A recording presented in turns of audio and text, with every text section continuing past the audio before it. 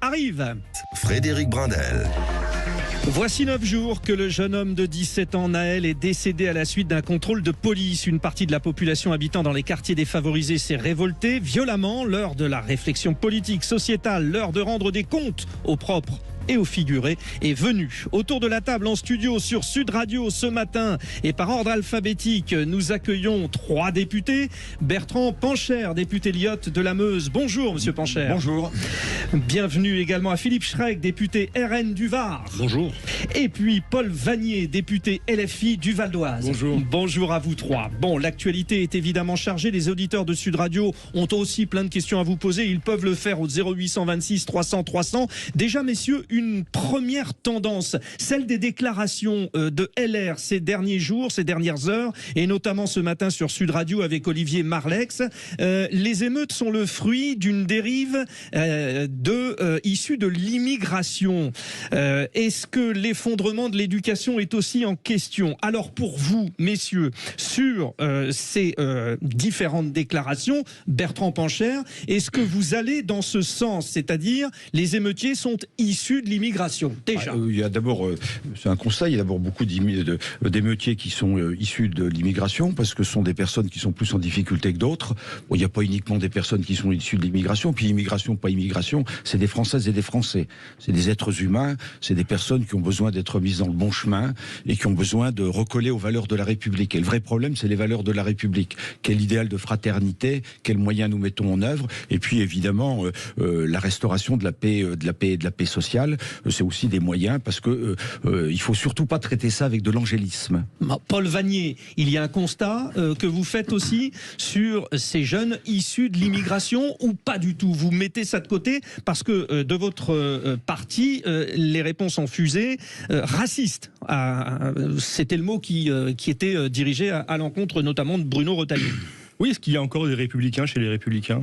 La question se pose puisque tous ces responsables se succèdent pour faire un lien, construire un lien qui n'a aucun fondement, je crois, entre les origines géographiques, culturelles et la participation à ces révoltes urbaines. Il y a des Français en France. Les gens qui vivent en France sont très majoritairement des Français.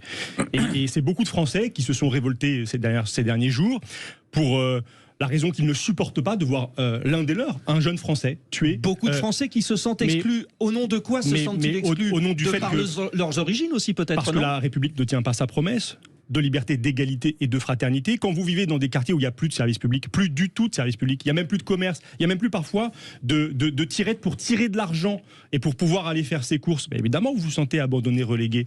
Et on sait que l'investissement public dans ces quartiers, il est inférieur à ce qu'on observe ailleurs dans le pays et à la moyenne nationale. Donc il y a un sentiment d'injustice, c'est un sentiment républicain. C'est au fond un appel à ce que la République tienne ses promesses qui s'expriment depuis plusieurs jours. Et ceux qui s'expriment du côté des républicains dans une surenchère, dans une course à l'échalote avec l'extrême droite, qui ont des propos racistes, ils ont perdu toute boussole et ils participent de maintenir un climat de tension.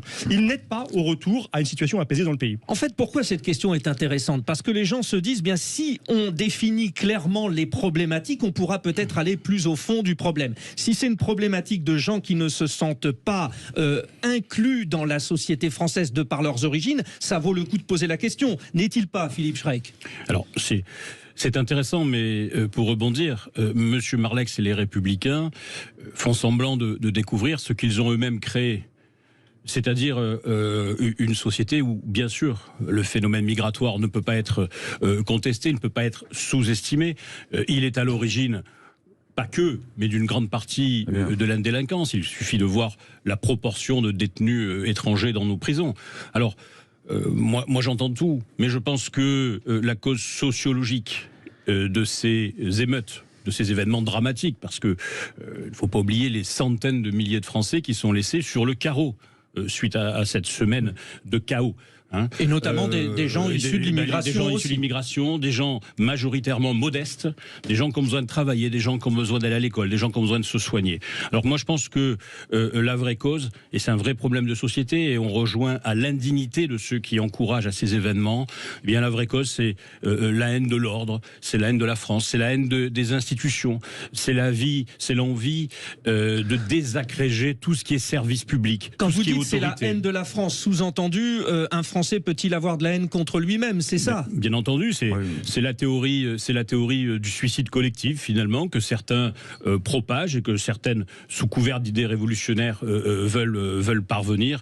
C'est-à-dire qu'il n'y a plus de réflexion. On veut détruire un modèle. On veut détruire un modèle fait sur l'éducation, sur le respect, parents, écoles, policiers, justice. J'ai bien compris votre point de vue. Les auditeurs de Sud Radio interviennent. 0826 300 300. Sur la question, alors Gérald Darmanin a évoqué la sociologie des interpellés. La moyenne d'âge est entre 17 et 18 ans. Seuls 10% des interpellés sont de nationalité non française. Est-ce que ça sert à quelque chose, cette sociologie des interpellés, Bertrand Pancher?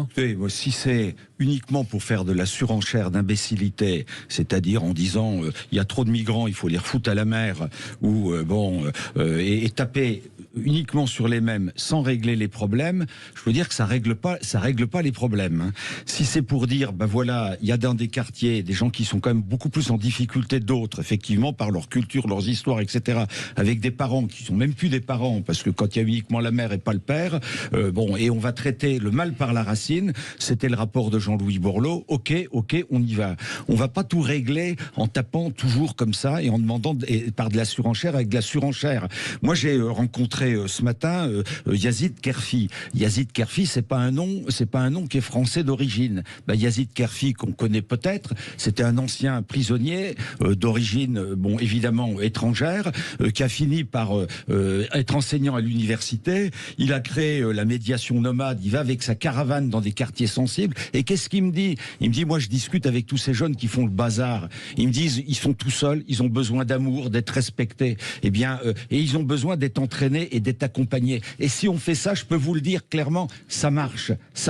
Le problème, c'est qu'on les met en prison. Le problème, c'est que c'est de la surenchère. On s'occupe pas d'eux. Et c'est le rapport Jean-Louis Borloo. Le plus jeune avait 11 ans. Le plus jeune des interpellés, il y a maintenant des filles de 12-13 ans. Enfin, on va pas s'en sortir. C'est pas les centres éducatifs fermés. J'espère qu'on va en parler. Ça marche. Bon. Des gens en grande difficulté. Ce matin, sur Sud Radio, dans la matinale de Stéphanie Demuru, Olivier Marleix dit il faut de courtes peines de prison pour les mineurs. Qu'est-ce qu'on fait pour les mineurs, Paul Vanier? On ouvre des classes. Moi, chez moi, à Argenteuil, il y a 22 fermetures de classes qui sont annoncées à la rentrée prochaine dans les quartiers. Enfin, là, les instituteurs et les profs, vous dites, oh là là, vous nous mettez dans la gueule du loup. Non, parce qu'il faut de l'éducation, il faut des moyens, il faut de l'investissement, il faut de l'égalité, je le redis, il faut de la République. Mais il faut de l'autorité aussi. Mais il y en a. Je suis enseignant de métier. Avant de devenir député, j'étais enseignant. Il y a de l'autorité dans les salles de classe. Vous êtes toujours fait écouter. Mais bien sûr, mais vous savez, l'autorité, c'est pas, ça s'acquiert pas à coups de bâton. Ça s'acquiert. Ça s'acquiert comment? Mais dans un rapport de confiance qu'on construit avec ses élèves, dans de la conviction, dans ce qu'on appelle de la pédagogie, dans l'argumentation. Et d'un certain point de vue, toute autorité, que ce soit dans une classe ou ailleurs, elle s'obtient comme cela. Vous savez, ça passe par l'ordre et une hiérarchie quand même, vous le reconnaissez ou pas? Il y a de l'ordre, il y a de la hiérarchie dans notre société. Mais quand on utilise des moyens autoritaires, c'est justement qu'on n'a pas assis son autorité de façon naturelle, de façon tranquille. Comment on l'assoit, cette autorité? Surtout quand on est professeur face à une école. Eh bien, je vais vous dire comment est-ce qu'on assoit son autorité, comment le gouvernement pourrait réasseoir son autorité, en affrontant le problème pour ce qu'il est et en apportant des réponses politiques à la crise que traverse notre pays, des réponses convaincantes, en affrontant le problème à la racine, celui du lien entre la police et la population, celui de ces refus d'obtempérer qui se conduisent par des meurtres, parce qu'il y a eu l'année dernière 13 personnes, dont des passagers qui ont été tués dans ces conditions.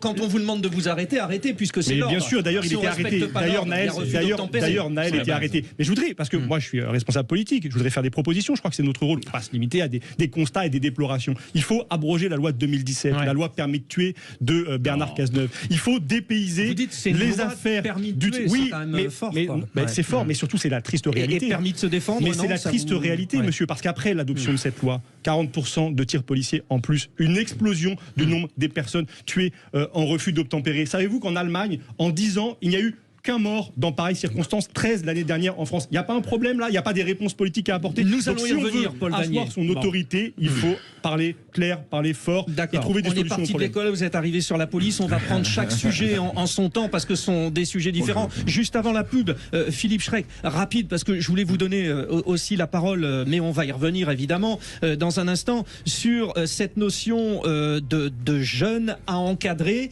C'est quoi? C'est une question d'ordre, d'autorité? C'est une question de compréhension, comme dit Paul Vanier? Monsieur Brunel, j'ai entendu que ces jeunes avaient besoin d'amour. Ils n'ont pas fait preuve de beaucoup d'amour.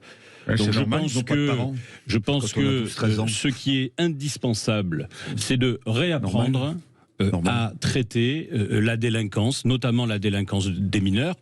Parce que les dispositifs législatifs ne sont plus adaptés à l'évolution de la société. On parlait de sociologie, mais aussi à l'évolution de la société, à la violence qui se propage. Vous parlez d'adaptation. Là, on est d'accord, Paul Vanier, on n'est pas adapté. Il y a 40 ans... Non, je suis pas d'accord. Il y a je sais que vous n'êtes pas d'accord avec lui, mais sur la question de l'adaptation, vous pouvez. Il y a 40 ans, le délinquant volait une pomme à l'étalage. Aujourd'hui, il crée 40 jours d'ITT au maraîcher. Voilà. Donc si on ne veut pas, adopter, si on continue les mêmes recettes, les plans à 45 milliards qui n'ont jamais marché, eh bien, ce sera pas 250 communes dans quelques mois ou années. Ce sera 3000, 4000 communes. Et dans ce cas-là, l'État ne pourra plus encadrer, ne pourra plus protéger. Nos trois invités députés, je veille au respect, au rythme de l'émission et à vos interventions. Nous devons marquer une petite respiration. Je reviens dans un instant. Respirons. Nous vous donnons la parole. 0826 300 300. Les auditeurs interviennent, ont sans doute des questions aussi à vous poser. Paul Vanier, Bertrand Pancher et Philippe Schreck. À tout de suite. Frédéric Brindel. Nous sommes de retour, soyez les bienvenus. 0826 300 300, vous intervenez. Nos trois députés sont là pour débattre. Paul Vanier, député LFI du Val d'Oise, Bertrand Pancher, député Lyotte de la Meuse, et Philippe Schreck, député RN du Var. Messieurs, nous nous étions quittés sur le constat de cette jeunesse. Qu'est-ce qu'elle a dit pour vous, messieurs, cette jeunesse? Elle s'est exprimée. Elle dit quoi? Qu'est-ce que vous entendez en tant qu'élu de la nation, Bertrand Pancher? Moi, ce que j'entends d'abord, c'est le besoin, objectivement, de restaurer la paix sociale et la sécurité dans les quartiers. C'est inadmissible. Je rends hommage quand même aux 40 000 policiers et aux 60 000 pompiers. Bon, d'abord, et deux, il faut traiter le mal par la racine. C'est le rapport de Jean-Louis Borloo qui commence à dater maintenant. Mais quand on prend les solutions en amont, on règle les problèmes. Alors, quelle solution en amont? Moi, je vais vous donner un exemple très précis. Allons-y. Le seul très grave incident que j'ai eu dans mon département rural, c'est à Verdun. Des jeunes ont mis le feu à 17 ou 18 poubelles près des immeubles, ça a failli être grave. Ils ont pris 18 mois de prison, dont 6 mois dont 6 mois fermes. Évidemment, c'est complètement débile de les mettre en prison. On va les mettre en prison chaque fois qu'on les met en prison. De toute façon, c'est encore pire quand on ressort. Bon, il y a les centres éducatifs fermés qui sont des vraies institutions. On les suit. Il n'y a jamais de récidive parce qu'il y a des moyens d'accompagnement. Il n'y en a pas suffisamment dans notre pays. Il y a des chantiers d'insertion, parfois durs. Il y a des résultats qui sont formidables. Quand on prend en main ces jeunes qui sont en difficulté, on a des résultats. Si c'est de la surenchère pour la surenchère, c'est plus de pagaille, plus d'incendies. Évidemment, on va faire grimper l'extrême droite, mais moi, c'est quand même pas mon fantasme. Bon, crucial et important, c'est la réponse judiciaire à amener parce qu'il y a eu, qu'on le veuille ou non, des dégradations, de la casse, des blessures. Vous, Philippe Schreck, vous dites prison pour ces jeunes, vous dites quoi? Qu'est-ce que vous proposez, le Rassemblement national?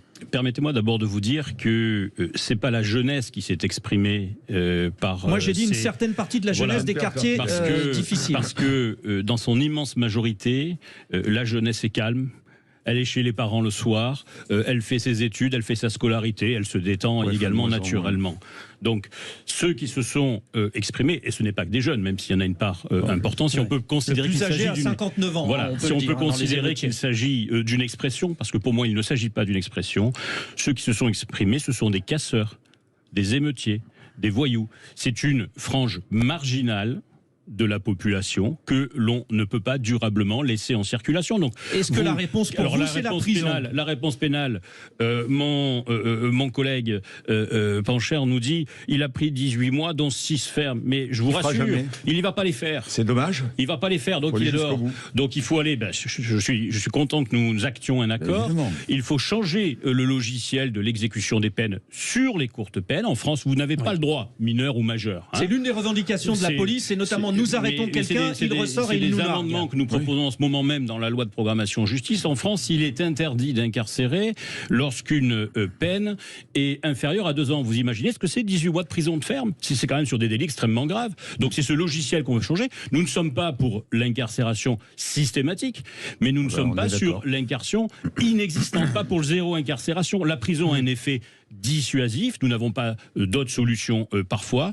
De façon délirante, on parle de permis de tuer. On ne peut pas donner des permis d'incendier en permanence. Philippe Schreck, nous sommes d'accord que si ces jeunes... Alors, il y a deux types d'émeutiers. Il y a les majeurs et puis il y a les mineurs. Les émeutiers. Sur les oui, mais le traitement judiciaire n'est forcément pas le même. Vous, de votre côté, Paul Vannier, un jeune en prison, ça ne sert à rien ? Je crois que ça aggrave souvent la situation, mais d'abord je voudrais contredire le discours qui vise à faire croire qu'il n'y a pas de réponse judiciaire. C'est faux, il y en a une et elle est particulièrement brutale. Il y a des gens qui sont condamnés en ce moment, à juste titre, piller un magasin, ça vaut sanction pénale. Logique. Mais quand on a volé une canette de Red Bull et qu'on prend 12 mois ferme, est-ce qu'il n'y a pas là une logique extrêmement brutale, extrêmement violente, répressive, de surenchère. C'est un exemple aussi pour la pub, etc. C'est un vol dans le pillage. C'est pas un exemple. Il y a en ce moment des dizaines de personnes, des centaines de personnes qui parfois pour des faits comme celui-là sont condamnés à ce type de peine, qui sont des peines extrêmement lourdes, extrêmement graves. Moi, ce qui m'intéresse, c'est pas comment est-ce qu'on vient après, c'est trop tard après.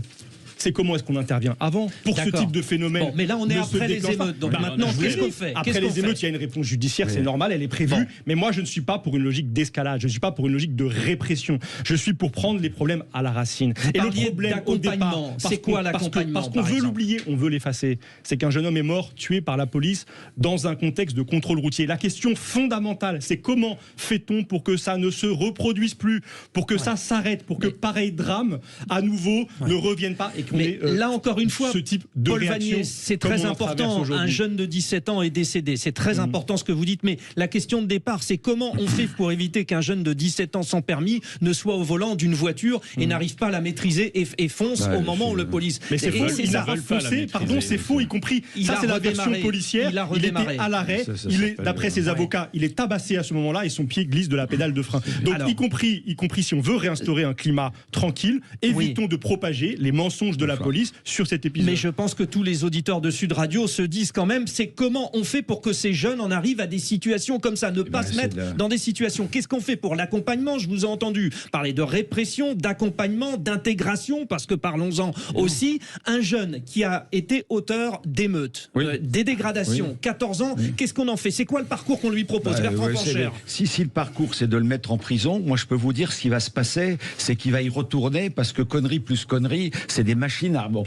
Si c'est pour le mettre dans un centre, si c'est pour le mettre dans un centre éducatif fermé, c'est-à-dire c'est fermé avec de la politique sociale, avec de l'accompagnement, y compris le suivi quand il sort. Eh bien, c'est 95% de réussite. 95%. Il ne recommence jamais ces conneries. Ça veut dire que centre éducatif fermé pour vous, c'est votre proposition centrale pour les situations les plus compliquées. Regardez comment ça se passe. Et ensuite, il y a les chantiers d'insertion, il y a le suivi complet, il y a la politique de la ville, il y a la police de proximité. Tout ça. Attention aux solutions caricaturales, l'angélisme. C'est quand même pas mon truc. C'est des policiers qui se font taper dessus. Et des mesures sécuritaires, de toute façon, ça règle pas le problème. C'est le bon sens. On fait ensemble. C'est le plan Borloo. Il date maintenant. Faut le remettre en place. Et le remettre en place. Pas de caricature, on a bien compris, mais des actes concrets. C'est ce que veulent les auditeurs de Sud Radio.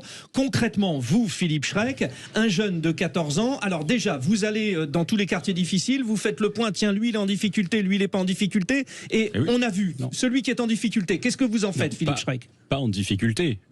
On fait le point entre celui qui est un délinquant ou celui qui n'est pas un délinquant. On fait le point entre celui qui, avec des mortiers, à l'horizontale... Et celui qui risque de devenir délinquant, il ne vous intéresse pas, c'est ce que dit Paul Vannier. On ne risque pas de devenir délinquant. On l'est ou on l'est pas. Ça, c'est un attendez, c'est pas génétique. On a un snobisme consistant à dire que ce serait les délinquants sont dans les quartiers. Mais non. Vous avez majoritairement des gens parfaitement honnêtes dans les quartiers. Enfin, oui, non, mais on est bien d'accord. Ça revient un petit peu à l'axiome en disant mais là, pauvreté, qu'a dit Madame Rousseau, pauvreté égale délinquance. Ben non, pas du tout. Mais ma question, c'est qu'est-ce que vous faites pour que les jeunes ne sombrent pas dans la délinquance ? Monsieur Brindel, l'éducation. Le respect dès l'origine un petit peu de toutes les autorités, l'autorité parentale, l'autorité de l'enseignant, l'autorité de l'éducateur, l'autorité du prof de sport, l'autorité du président d'association ou du bénévole dans l'association, tout ce qui a disparu. Moi, je suis dans une ville du sud de la France, à Draguignan, je vois des présidents d'associations Donc on est dans un cadre ludique. On est dans le football, on est dans le rugby, on est dans le handball que vous connaissez. Je vois des présidents d'associations qui me disent, qui me dit mais on n'y arrive plus au niveau de l'autorité. On n'y arrive plus. Bon, alors je pense qu'il faut restaurer ça, mais là on n'est pas dans le traitement de la délinquance. D'accord. On est dans l'éducation. Alors, on est dans l'éducation. Je vous sollicite tous les uns les autres. Paul Vannier, vous faites un constat quand même que la notion d'autorité a perdu de son efficacité, ou pas du tout. Vous concevez que c'est difficile aujourd'hui de faire qu'un jeune suive le parcours social traditionnel. Il y a une question d'ordre, ce qu'il a dit, même si les rassemblements nationaux, que vous ne l'aimez pas, que vous n'allez pas dire que vous êtes d'accord, il y a quand même un constat, non ? Mais lequel, pardon ? Celui d'une injustice qui est plus prononcée que jamais, celui d'un abandon total. Et peut-être que vous ne connaissez pas cette réalité, mais quand il n'y a plus rien, quand les discours des responsables politiques ne sont que des discours de mépris, que des discours qui vous traitent en ennemis de l'intérieur, que des discours qui vous appellent, au fond, à vous taire, à subir, qui appellent au maintien de la situation telle qu'elle est, alors que cette situation est insupportable. Il y a des motifs légitimes. Ça s'entend. Légitimes d'exprimer une colère. Qu'est-ce que vous proposez ? Je vais au bout. Et quand c'est porté, et quand ça n'est pas entendu, et quand le constat de l'absence de réponse conduit certains à faire le choix que je condamne parce que je pense qu'il ne mène nulle part, de la violence. Comment l'expliquent-ils ? Ils le disent. Il faut pas n'y a l'encourager. que comme ça que vous nous écoutez. Ouais. Il n'y a que comme ça que vous nous écoutez. Avec vous au pouvoir, la France insoumise, il y aurait beaucoup moins de délinquance ? J'en sais rien, monsieur, je ne vais pas vous raconter des histoires. Mais en tout cas, nous... Non, mais je vous prends au mot, en fait. En tout cas, nous, on apporterait des solutions. Ouais. Des solutions pour revoir la police de la cave au grenier, les politiques publiques au sens large, vous dites que celles le de problème de l'école, la sécurité, celles c'est de la la santé. police. À chaque fois, vous revenez sur la police. police, C'est pas ça que Paul je dis. Vannier. Je reviens Ouais. sur... Mais parce que à chaque fois, on efface la cause de tout ça, la mort d'un jeune homme. Pourquoi un jeune homme est-il tué ? Parce qu'il y a des conditions d'usage des armes qui ont été réformées en 2017, parce qu'il y a un problème de formation dans la police, D'accord. parce qu'il y a une autorité politique, le ministre de l'Intérieur, qui est faible. Et qui a ça peur fait 9 jours des qu'on répond à syndicats cette question. politiques. La Non, question d'aujourd'hui, c'est justement, comment on fait il pour n'y a que le jeune aucune ne se trouve réponse, pas dans cette pardon, situation. il n'y a aucune réponse. La première ministre à l'Assemblée nationale, mercredi, a été interrogée à de nombreuses reprises. Elle n'a jamais répondu. Bon. Elle s'est contentée de posture martiale. Et donc, le problème, je vous le dis, il va revenir. Il va revenir. Messieurs, Parce vous que, connaissez à ne le traiter principe. que les conséquences, on n'affronte pas les Vous causes. restez Et avec donc, le nous. problème revient. Vous restez avec nous jusqu'à midi. Les auditeurs de Sud Radio sont là. Ils appellent. J'ai vu ça. Réaction à venir. Préparez-vous parce que ça, ce sont des questions d'auditeurs et elles sont souvent peut-être plus directes. Mais moi, j'essaye de vous ménager les uns les autres. Bon, allez, on revient dans un instant.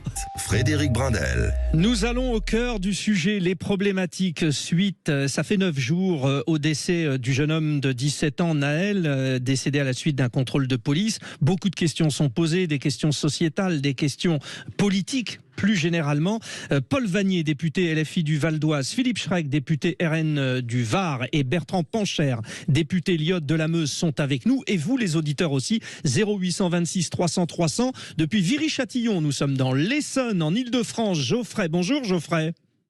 Oui, bonjour, merci de me donner la parole. Allez-y, ils vous écoutent tous les trois. Une constatation et une question, c'est parti. Écoutez, moi je vous appelle parce que j'ai été un peu choqué de propos que j'ai entendus. Il me semble que c'était de la part de monsieur Lanier qui a parlé, pour commencer, de 13 meurtres qui avaient été faits par la police l'année dernière sur des refus d'obtempérer, enfin des contrôles routiers comme il les appelle. Déjà, je ne savais pas qu'il était magistrat et je ne sais pas s'il y a eu des décisions de justice qui ont été rendues pour employer ce terme qui est fort en fait, parce qu'il est en train de dire que la police, ce sont des meurtriers. Ensuite, je trouve inexact de dire que le véhicule était à l'arrêt. Alors, il a tenu à préciser que, en plus, le véhicule était à l'arrêt au moment où les faits ont été commis. Le véhicule, je pense pas qu'il était à l'arrêt. Moi, je pense qu'il était bloqué. Donc, il n'y avait pas de base humaine. Geoffrey, de toute façon, nous laisserons l'enquête. Ouais, nous laisserons l'enquête se mener. Voilà, Juste d'ailleurs pour vous rappeler que le policier est maintenu en détention. Ça, c'est une information que nous avons eue. Mais Geoffrey, sur ce que vous dites, la question centrale, le refus d'obtempérer, vous êtes au cœur de la question. Allez-y, interpellez. Moi, ce que je voudrais savoir, c'est on est capable aujourd'hui de dire que l'année dernière, la police a fait 13 meurtres. Moi, je voudrais savoir l'année dernière combien de personnes ont été tuées par des gens qui faisaient des rodéos, qui roulaient sans permis. Et je voudrais avoir l'avis des familles des victimes, en fait, et savoir si on peut décemment laisser partir une voiture alors qu'on a constaté qu'elle roulait dangereusement, et quand on a la possibilité de l'arrêter, en fait, qu'est-ce qu'on doit dire? Si là le policier n'avait rien fait et que dans sa fuite, le véhicule avait percuté une famille qui amenait ses enfants à l'école, qu'est-ce qu'on aurait dit du policier? On aurait dit il faisait pas son travail. Alors en fait, c'est quoi la solution? Moi, je voudrais qu'il me dise, lui là, s'il avait un uniforme et qu'il était sur la voie publique, qu'est-ce qu'il faut faire en fait? Il faut dire, bah non, en fait, on fait rien, on fait une enquête derrière, et puis oui, bah, alors, le truc c'est que ça avait déjà été fait, il avait déjà été interpellé pour ces faits-là. Alors en fait, on fait quoi? On est très intéressant, Geoffrey. Bon, Geoffrey, merci, très intéressant. Vous appelez de Viry-Châtillon dans l'Essonne au 0826 300 300. Voyez, Paul Vanier, bon, Geoffrey vous a invectivé d'une certaine manière, mais encore une fois, si on repart sur le dossier de la police, oui, nos auditeurs ont des questions. Qu'est-ce qu'on fait? Le refus d'obtempérer, c'est crucial. C'est crucial. Ben, on tire pas.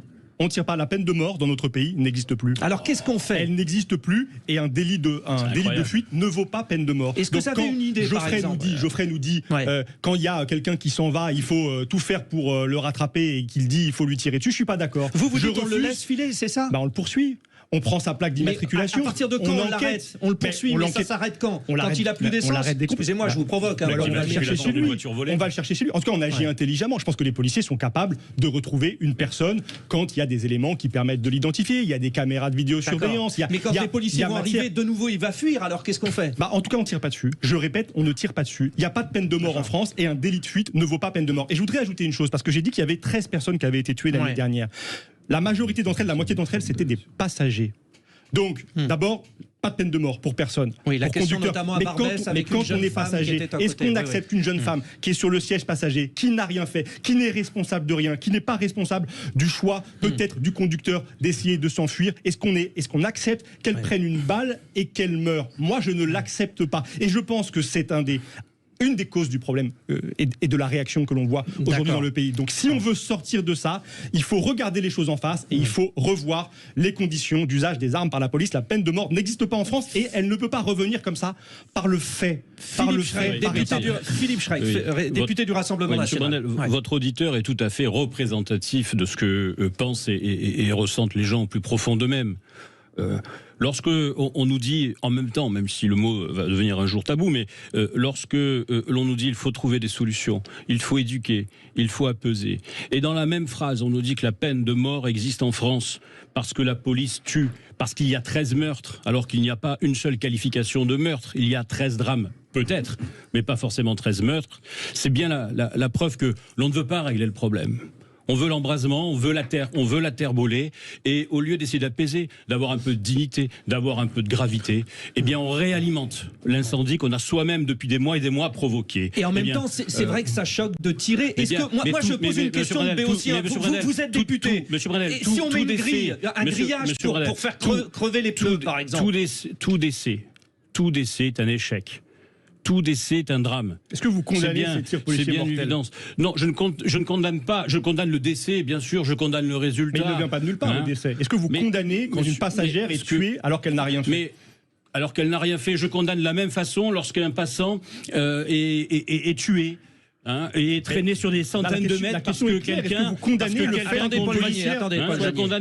quelqu'un conduit sans permis une voiture de 80 000 euros alors qu'il n'a pas le droit de la conduire, dont on ne sait. On parlait de pauvreté, les pauvres ils n'ont pas de voiture de 80 000 euros.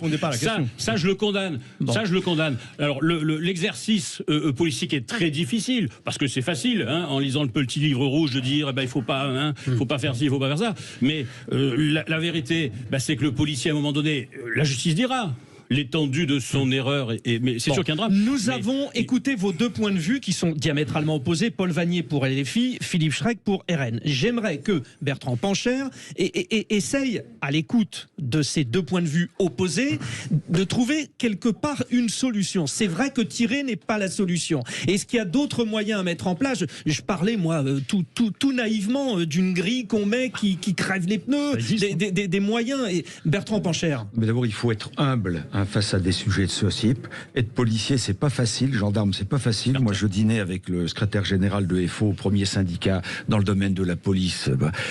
C'est quand même un métier compliqué, quoi. Bon, ceci dit, on peut pas, on n'est pas les États-Unis, quoi. On va pas tirer sur tous ceux qui bougent. Quand il y a des conneries, il y a des conneries.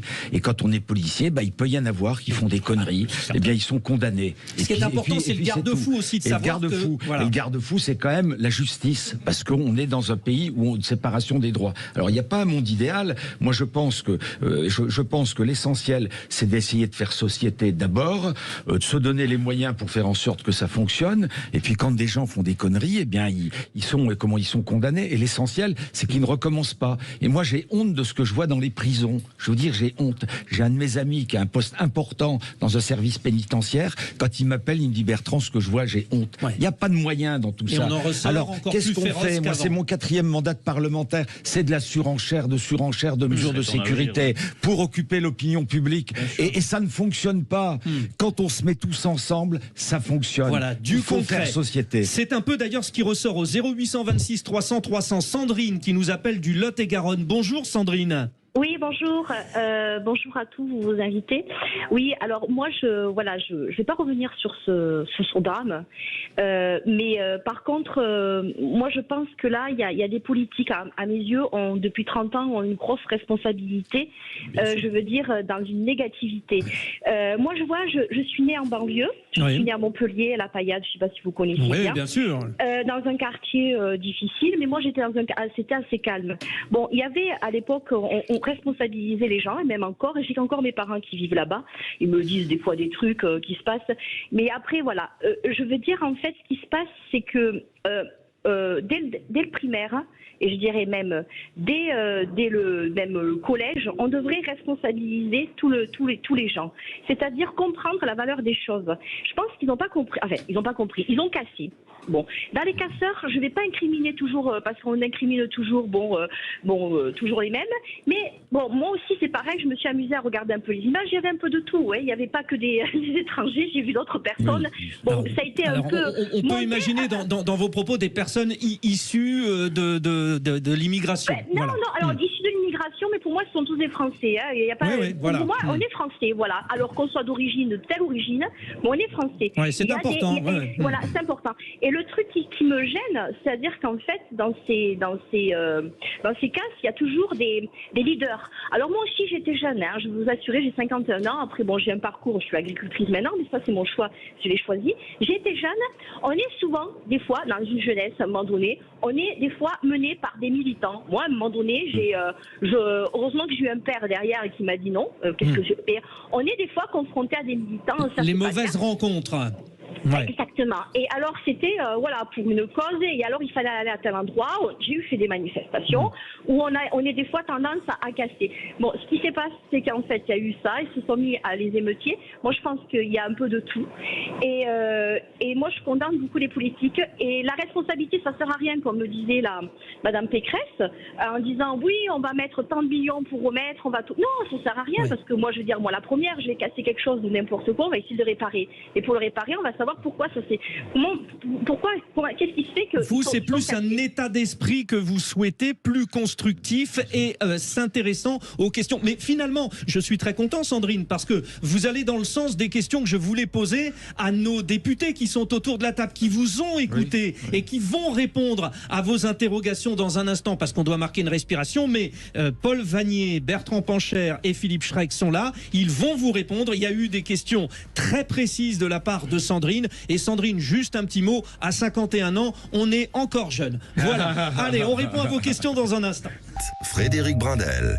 Des émeutes, de la casse en réaction à, évidemment, le drame du jeune Naël, mais en réaction à d'énormes problématiques. Ces problématiques sociétales, politiques, nous les abordons avec nos 3 invités dans ce débat. Bertrand Pancher, député Lyotte de la Meuse, Paul Vannier, député LFI du Val d'Oise, et Philippe Schreck, député RN du Var.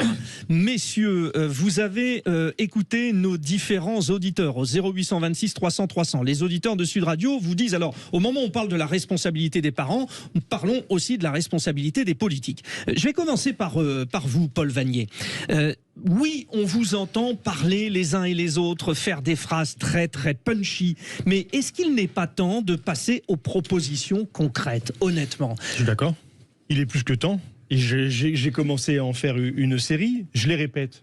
Il faut supprimer l'IGPN et créer un véritable organe indépendant qui contrôle la police. Non mais attendez, on parle des émeutes, vous dites que le problème c'est la police. Mais oui, mais non, le problème c'est le lien de confiance avec la police. Le problème, c'est le sentiment que tant d'affaires ont été mises sous le tapis. Et quand on entend la Première ministre, quand on entend le ministre de l'Intérieur, on a ce sentiment. Ouais. Passons à autre chose, que le calme revienne. Oui, il faut qu'il revienne. Mais je pas comprends pour que les choses vous reviennent. Nous avez dit que vous étiez enseignant l'école, par exemple, sur l'école. Parce que... mais moi, je peux vous dire plein de choses sur l'école, mais je voudrais aller... Moi, je redis, le fond du problème, il est d'abord là. Ouais. Il est d'abord ici. J'ai l'impression qu'à LFI, là, vous en voulez vraiment à la police. On n'en veut pas à la police. On veut d'ailleurs...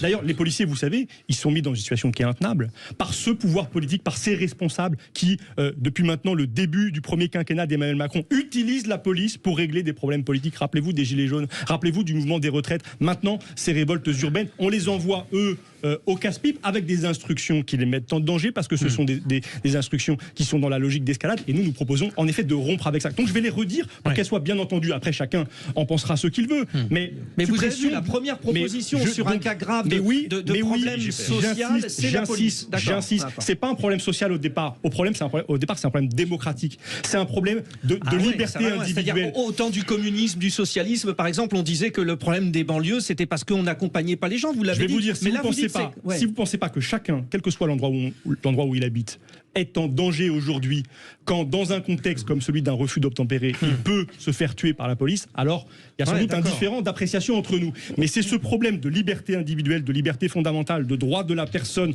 de séparation de la police, de la justice, de rôle de la police qu'il faut affronter. Donc voilà nos réponses, voilà nos propositions. Il y a tout un plan qui se déploie et qui doit être mis en œuvre d'urgence. Je voudrais ajouter une chose sur la question des propositions. Il faut aussi indemniser les commerçants, les collectivités territoriales qui ont été qui indemnisent l'État. L'État en dernière instance, c'est l'État en dernière instance, c'est-à-dire vous et nous. Oui, bien sûr, c'est l'État en dernière instance qui doit agir en solidarité avec ceux qui ont vu. Donc en fait, ce sont les gens qui se sont fait casser qui doivent aussi agir parce qu'eux paieront des impôts. Enfin, c'est tout le monde.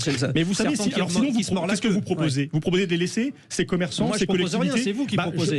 À travers votre question, j'interroge ceux qui défendent cette idée-là, que l'État n'intervienne pas, qu'on laisse donc les gens qui ont vu leur commerce pillé, brûlé, qu'on les laisse tout seuls, qu'on laisse les communes qui déjà font face à tant de difficultés et de besoins et qui ont vu leur dotation diminuer, qu'on les laisse toutes seules. Moi, je suis pas d'accord avec ça. Je suis pas d'accord avec cette logique de laisser faire. Je suis pour la solidarité nationale et ici, elle doit l'emporter. Paul Vannier, député LFI. Bon, je ne veux pas vous faire rentrer dans la confrontation directe, messieurs les députés, parce que notre auditrice nous a dit on veut du concret. Donc vous, allons-y, Bertrand Pancher, concrètement, pour sortir de cette situation, quelles sont les propositions concrètes que vous faites à Lyon ? Sur les principaux problèmes de notre pays, et celui-là en particulier, il ne faut pas se raconter d'histoire. Il va falloir 10 ans pour tout reconstruire, réellement pour tout reconstruire. 2, on est un des pays qui dépense le plus dans le monde. On a un des pays où les dépenses publiques sont les plus importantes, et on est dans un pays où on n'écoute personne, et on est en incapacité de faire ensemble. Où va l'argent de nos impôts ? Et quand moi je discute avec les maires, les travailleurs sociaux, enfin tous les gens qui sont... Ils ont tous les solutions. Et ils me disent, nous, on a besoin de nous écouter, on a besoin de moyens constants sur le terrain. Et quand on fait ça, on a des résultats. On peut le faire. Et finalement, c'est assez simple de réformer le pays. C'est d'écouter les acteurs. Retour des élus locaux, vous dites. Le retour des élus locaux, le retour des associations. Moi, quand je discute avec l'association Médiation Nomade, avec son camion, il discute avec des jeunes qui sont à l'initiative de tout ce bordel dans des quartiers. Et il me dit, le problème, c'est qu'on est les seuls à le faire. Les centres sociaux ferment à 20h. Il faut aller trouver les jeunes quand ils sont là la nuit. Le dialogue social n'existe plus, finalement. Le dialogue social, moi, quand je discute avec des familles, mais vous êtes une mère de famille, il n'y a plus de père, il n'y a plus de repère. La mère de famille, elle a 5 enfants, 3 ados, un fou le bordel. Est-ce que la solution, c'est de lui retirer les allocations familiales alors qu'il lui reste plus que 10 € à la fin du mois ? L'association, c'est de s'occuper de ces jeunes avec elle, de lui permettre d'avoir des contrats également d'insertion. Tout ça, c'est possible. Quand on travaille avec les gens, de la constance, des moyens, par enchantement, le pays marche bien. Mais arrêtons toutes ces surenchères de changer de politique en permanence, parce que tout ça ne fonctionne pas. Après la crise des Gilets jaunes, il y a moins de 5 ans, c'était le même bazar. On a tout cassé il y a 5 ans. Oui, on recommence en recassant tout. La maintenant, casse se multiplie ces dernières années. Bon, c'est pas possible. Alors donc, ça c'est votre première réaction. Je suis content de ma question parce que finalement, je vous lance le micro et vous le prenez et vous allez sur le thème qui vous plaît. Alors, solution concrète par rapport à cette situation, Philippe Schreck du RN. Oui. Alors on pourrait discuter sur vos solutions. Elles ont au moins le mérite d'être sur la table, mais je leur fais le reproche d'être là depuis 40 ans, et c'est ce que disait votre auditrice, 40 ans de solutions, des plans Borloo à 45 milliards, le résultat qu'on connaît. Mais c'est des solutions, et moi je suis d'accord pour en parler. Mais ça fait écho à de véritables dingueries qu'on entend. De véritables dingueries. Lorsque vous posez un problème qui est un problème de société et on vous répond il faut réformer les JPN. Non mais supprimer même. Ou même supprimer les JPN. Vous imaginez le niveau de réponse. Paul Vanier, vous imaginez le niveau de réponse. Et pourquoi pas changer la couleur de l'uniforme? Mais alors vos propositions, une idée. C'est ce que demandent les auditeurs de Sud Radio. De toute façon, l'argent, du calme, Paul Vanier, du calme. C'est vrai que quand on met les gens dans leurs contradictions, ça a tendance à les mettre en colère. Mais l'argent, il y en a eu, parce que qu'est-ce qui a été brûlé? C'est des gymnases, c'est des écoles, c'est des supermarchés, donc c'est preuve que cela existe.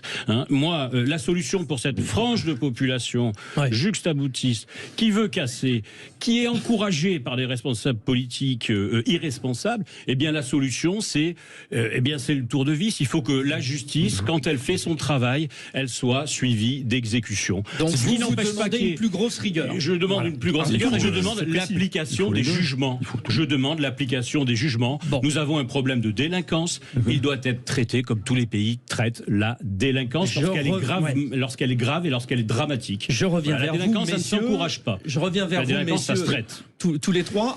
On avait un auditeur au 0826 300 300, mais il y a eu un petit souci. Bon, alors je reviens. Alors réaction de Paul Vanier. Ouais, le vent des propositions du Rassemblement national, dire que les peines prononcées par la justice doivent être appliquées, pardon, mais c'est l'évidence. Appeler un tour de vis, c'est une formule extrêmement creuse pour dire, au fond, il n'y a pas de solution du côté de l'extrême droite.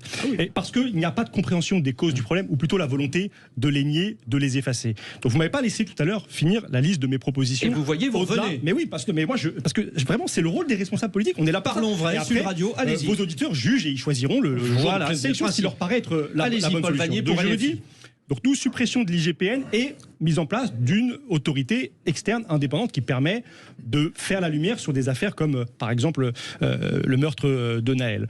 Nous appelons aussi à dépayser les procédures judiciaires pour permettre qu'elles se tiennent dans d'autres départements que là où les faits ont été observés, parce qu'on sait que, et c'est normal, les policiers et les magistrats, ils travaillent ensemble au quotidien, et donc il faut de la neutralité, de l'impartialité. Mais là, on reste sur la même question. Et là, il n'y aura plus d'incendie. Je finis ma liste, et après, vous en penserez ce que vous voulez. Il faut refonder la doctrine de maintien de l'ordre. Il faut, par exemple, revenir à une police de proximité.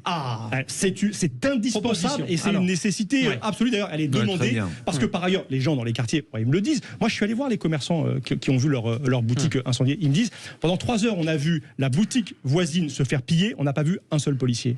Et donc, ils demandent de la présence policière. Ils demandent de façon générale plus de services publics. Et si le policier se fait agresser, comment il fait pour se défendre? C'est un problème, évidemment. Il faudra y répondre. Il faut le voir en face. Justement, avant, quand il y avait cette police de proximité, elle existait dans les quartiers. Il y avait un lien police-population qui était un lien fort, un lien de connaissance mutuelle, un lien de confiance. Et donc, il y avait beaucoup moins d'agressions de ce type. Je ne veux pas dire que c'était un monde merveilleux, mais il y avait bien sûr des rôles. Les policiers faisaient leur travail, mais ils connaissaient les habitants et les choses se passaient mieux. C'est Nicolas Sarkozy qui a détruit cette police de proximité et il porte une très grave responsabilité. De ce fait, il faut la rétablir. Ok, Philippe Schreck vous répond. Oui, mais on est encore une fois dans l'irréel.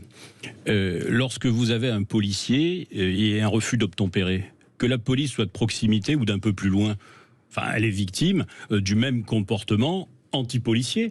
Ceux qui sont anti-flics qui estiment que les policiers sont des meurtriers veulent plus de police de proximité. Non, mais on est dans le Peut-être ne seront-ils plus anti-flics s'il y a une proximité. C'est ce que dit Paul Vanier. Je vous informe, un policier de proximité, c'est un policier en uniforme qui tente de faire respecter la loi et qui interpelle également quand nécessaire et appelle à son soutien d'autres policiers. Donc si il faut mettre le nom proximité, mais ça c'est LFI en pensant qu'en changeant les noms, la couleur des uniformes, ça va aller mieux. Nous on dit qu'il faut changer le logiciel parce que encore une fois, la majorité des gens sont embêtés par la minorité. Conclusion, Bertrand Pancher, on a beaucoup parlé de la police, pas assez de l'école, j'ai l'impression. Oui, puis la réalité c'est qu'il faut tout, il faut de la police et des policiers qui sont formés. Moi quand je discute avec des policiers qui me disent on s'entraîne une fois par an, la panique, ça peut arriver. Absolument. Et les conneries, ça peut arriver. Il faut des moyens de bon sens. Je suis pas d'accord avec mon collègue quand il dit les plans banlieues, ça n'a pas marché. Ça n'a pas marché parce que ça s'est arrêté. Quand on reconstruit un quartier et qu'on prend la population pour les reconcentrer ailleurs et reconcentrer les problèmes, on en crée davantage et ça casse. Et si, je vous le dis, et je le dis à vos auditeurs, si on fait ce travail-là ensemble, avec des moyens constants, en s'écoutant les uns et les autres, j'ai la certitude que ça va marcher. C'est pas très compliqué, mais il faut le faire. Et il faut le faire évidemment sans angélisme, parce que tout est compliqué. Et il faut être humble, parce que comme on ne croit pas plus du tout en ce qu'on raconte, raison de plus de faire tout ça ensemble. Merci très sincèrement à vous trois. Philippe Schreck, député RN du Var, Bertrand Pancher, député Lyotte de la Meuse, Paul Vanier, député LFI du Val d'Oise. Merci à vous trois.